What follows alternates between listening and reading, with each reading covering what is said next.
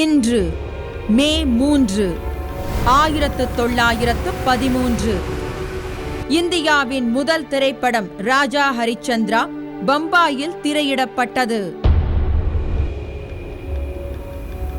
1969 இந்தியாவின் 3வது அதிபரான ஜாகிர் ஹுசேன் மறைவு.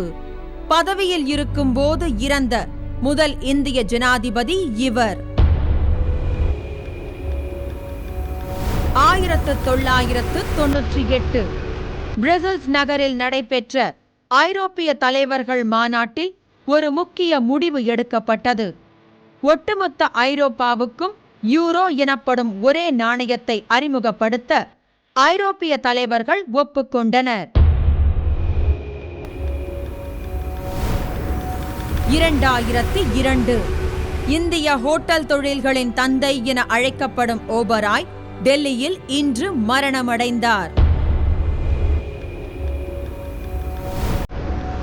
2006 பாரதிய ஜனதா கட்சியின் மூத்த தலைவர்களில் ஒருவரான பிரமோத் மகாஜன் சொத்து பிரச்சினை காரணமாக ஏற்பட்ட தகராறினால் இவருடைய தம்பி பிரவீன் மகாஜனால் சுடப்பட்டார். 12 நாட்களுக்கு பிறகு சிகிச்சை பலனின்றி மரணமடைந்தார்.